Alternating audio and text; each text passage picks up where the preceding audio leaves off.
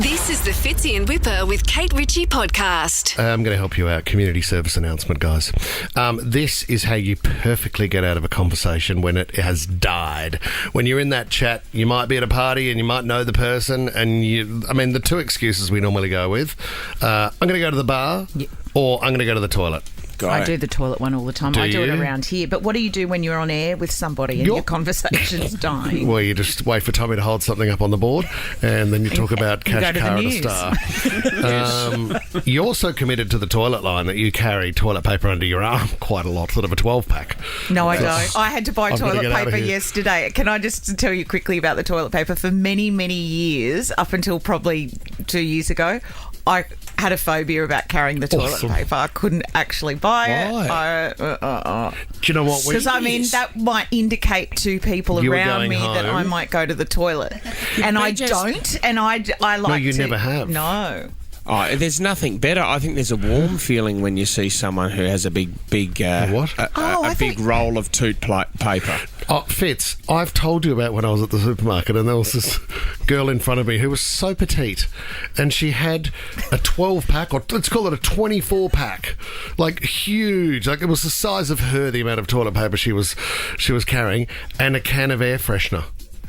And I thought, you are going home to absolutely know that thing. Maybe she was buying it for work. She worked at a truck station or something, and it was for all the fellas. One thing I don't want to be right now, and that's your toilet bowl.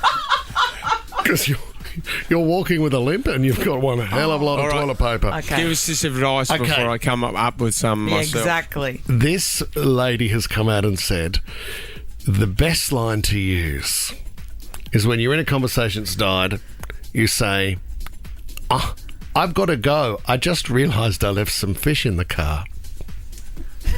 Oh, come on. What have you been fishing? Fresh fish? No, you've been shopping. That only works if you're at the supermarket. No, it can work anywhere, Kate. Like I could be at a party on the weekend. I went to a 40th and I could have been halfway through a chat with somebody and realised it had died and gone, hang on a minute, I just realised the flathead's in the car. Can I just say, fish, I don't think fish would have the same result as ice cream. If you said I've got ice cream in the car, people go, oh, you better hurry up and get it home then. Yeah, but the fish is going to stink. The ice cream's going to melt.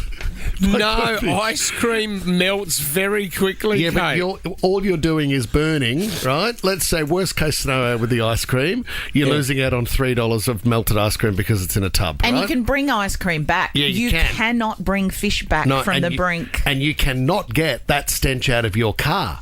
So the fish in the car scenario is like an extreme 10 out of 10. That's high ranking, I would say, in terms of things left in the car.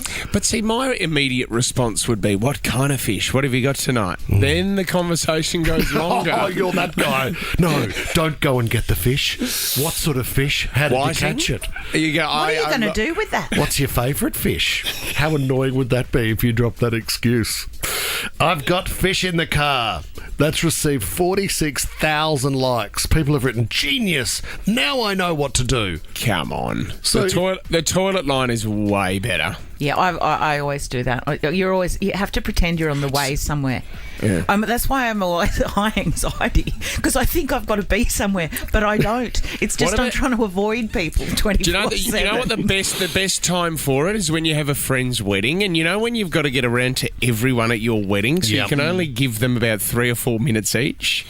So as you're talking to that person, your eyes are darting off where you're going to go next. Yeah, I know. And you feel so special when you're at someone's wedding and they give you those 3 minutes, and then they go, hey guys, I've got to go see everybody else for the day. I get it. Hey, thanks for your time, mate. Congratulations again. You look amazing. Yeah, you do. Fantastic news. But I have fish in the car, so you have a good one. But I better go. It's Flathead, if you're asking. Fitzy and Wippa with Kate Ritchie is a Nova podcast. For more great shows like this, download the Nova Player via the App Store or Google Play. The Nova Player.